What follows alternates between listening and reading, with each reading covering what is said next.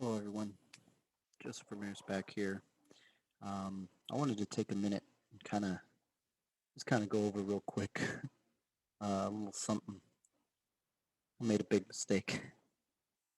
Um, I was, last year during COVID, found out about this game, Flesh and Blood. Um, my local store had some gems hiding. First edition, Welcome to Wraith box. First edition Arcane Rising box. Um, had both those and about 3 boxes of Crucible of War First edition. Picked up the game, started really just um, trying it out, seeing what I thought. I really was like, I don't have time or the the financial ability to pick up another card game. So I was like, or another hobby at least on top of it. So I was like, you know, it was cool. I got some stuff. I'll sit on it, see how Locals does. Locals hasn't really picked up. We've got a few people interested. I'm going to try and get a play group going and actually see. But here we are, about a year later. Um, I sold all my stuff. You might have seen a video or 2 videos ago. I posted an unboxing for Crucible of War, which is the third set and first edition. And then um, I had kind of gone over a lot of the rares, the high-end rares and stuff that I had for the game. And honestly, I had a first edition box of Welcome. I sold for $900 and a first edition Arcane Rising box that I sold for $400. So $1,300 later, I'm looking good. Like, yeah, cool. Works out for me. Helped a buddy, get his water heater fixed, and said, cool. It's what it is. With a little bit of the profit I made, I bought the 3 boxes of Crucible of War and decided to crack them and say, you know what? If I'm going to play the game, I'm going to kind of get into it and go from there. And um, did it. Opened them up, cracked them up. You saw the video on the earlier video. I cracked them open, and it was one of those things that I decided to go ahead and sell them. And sold. I had some. If you watch the video, I had some pretty high-end rares, things like that. I think I made a good 300 bucks at the time, something like that for the whole collection. Collection today is probably worth about $1,700. So big hit, big hit. Um, you know, um, but you live and you learn. Who would have known that the Flesh and Blood game would have been a big financial market as it's been?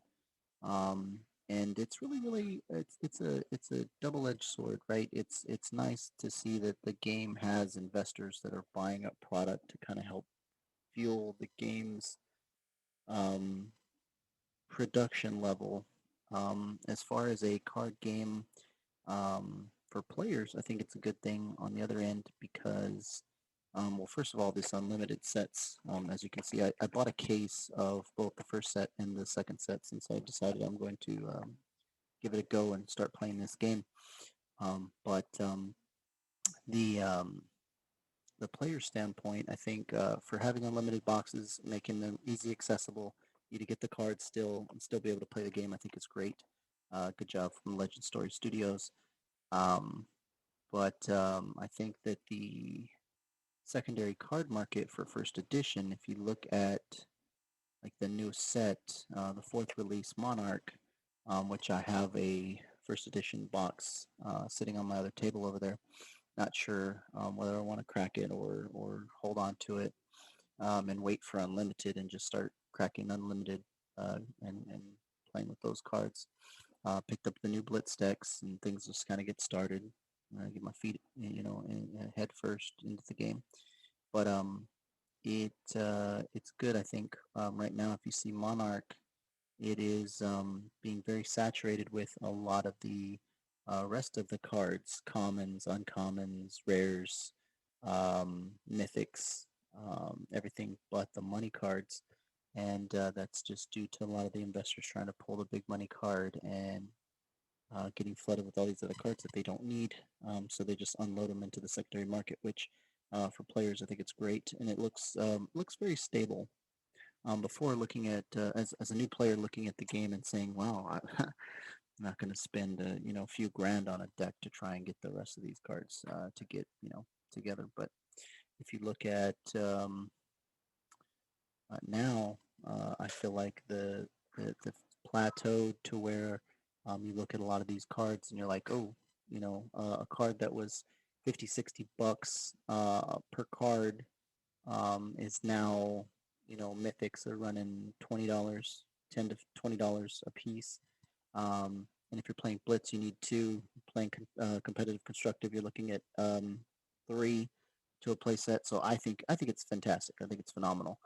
Um, I know there's, hey, the sky is falling type of deal. There's always going to be things with card games, hobby games in general, that game's going to die, it's not going to last, and this and that and the other. If Flesh and Blood and Legend Story Studios continue to do what they're doing, and it still piques interest to not only the investors but the players, as they get more and more players going. They just announced the Pro Tour, Pro Circuit, a lot of events coming up, which I think it definitely shows a lot. One of the reasons why I picked up the game and said, um, why not? They're still pushing when a lot of places are like saying um, we're not going to have a competitive season because of COVID and everything going on right now.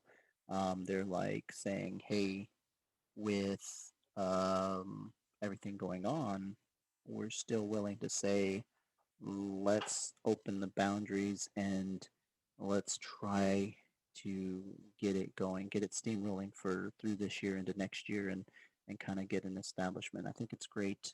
Get the people going again, even if it's maybe starting off with online events, small local store things. I think it's fantastic. So I think it's going to be something that we can look forward to moving forward. And I'm good with digital events. Force of Will, I've been playing Force of Will, and over the last year into this year, I've made it to more events than I've had my entire Force of Will career. It's been so. I have traveled. Um, I traveled to Vegas last year at Level Up, and then I also traveled to Collinsville, and then did a few online events last year into this year. So I think it's phenomenal doing digital events, webcam events mainly. I don't like digital events where you have to use Untapped In or any of those things. I just don't like the platforms. Um, to where it's like, well, I get it. Everyone has it all, the advantage. There's an even playing field. Everybody has access to all the cards. But honestly, I think that's not what makes a good player. But I like to physically have cards, shuffle them, feel them in my hand, and have that interaction. So I think it's good in that regard. But I'm gonna keep this video short and basically just made a mistake, guys. Um, but lightning will not strike twice. I'm gonna get into the game. Gonna kind of dive deep and kind of go that route and just enjoy the game. Hope to see most of you guys out there playing and enjoying this game. Um, gonna do an unboxing of these, and I'll be putting them up on the channel here um, as well. And then I'm gonna look at possibly starting to get some gameplay videos of this and Force of Will. I have also Force of Will coming out at the end of this week, so I'll end up cracking open some boxes. I have a couple cases coming in, so I'll crack open some boxes and of that as well, and put them on camera so we can kind of go and see what we have going from there. So until next time, guys, be safe. Take care.